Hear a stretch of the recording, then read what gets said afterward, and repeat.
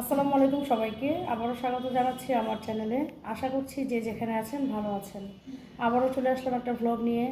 আজকে আমি আপনাদের সাথে শেয়ার করছি শীতকালীন পিঠা। আজ আমি চিতই পিঠা রান্না করে দেখাবো। তার জন্য নিয়েছি ভাতের চাল। ভাতের চাল আমি মেশিনে গুঁড়া করে আবার শিলপাটা একবার বেটে নিয়েছি। এখানে আমি নিয়েছি খেজুরের গুড়। খেজুরের গুঁড়ো আমি ভালো করে জাল করে নিয়েছি। পিঠা ভেজানোর জন্য আমি লিকুইড মিল্ক নিয়েছি প্রায় 4 কেজি।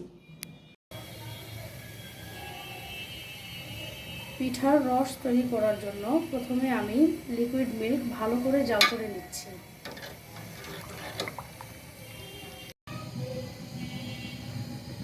প্রথমে আমি দুধ ভালো করে জাল দিয়ে ঘন করে নিয়েছি।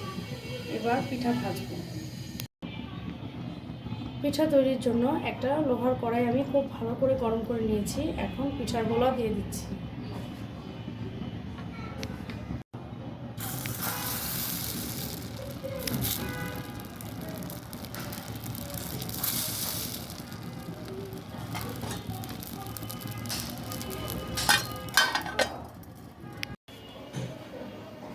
এখন আমি পিঠা চুলা থেকে নামিয়ে নিচ্ছি। অনেক সুন্দর ফুলে উঠেছে।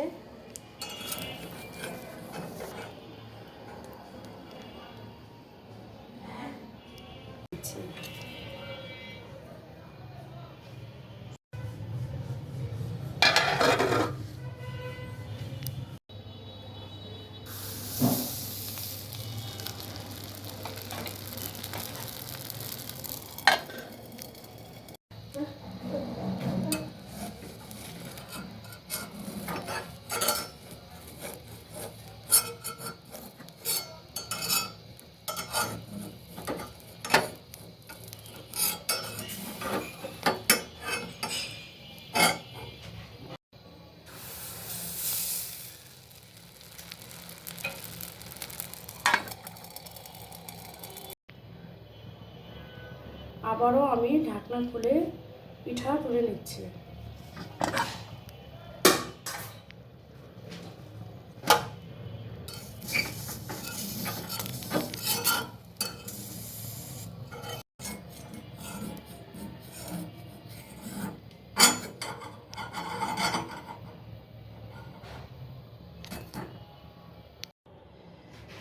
পিঠা চুলা থেকে নামিয়ে দুধে ভিজিয়ে নিচ্ছি। এভাবে প্রত্যেকটা পিঠা গরম অবস্থায় আমি এখানে দিয়ে দেব।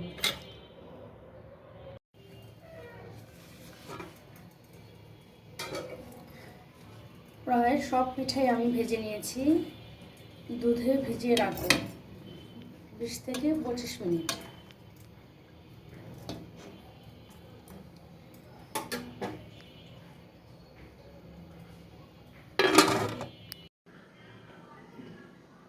আমি সব পিঠা দুধে ভিজিয়ে নিয়েছিলাম। এখন এখানে গুড় মিক্সড করছি।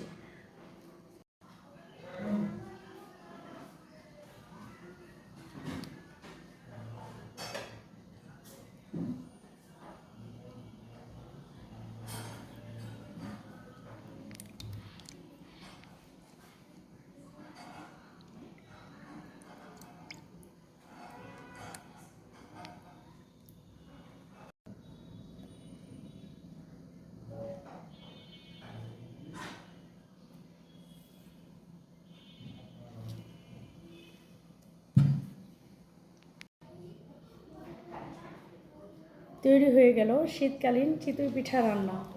অনেক অঞ্চলে এটাকে ভিজা পিঠাও বলে থাকে। আশা করছি আপনাদের কাছে ভিডিওটি ভালো লেগেছে।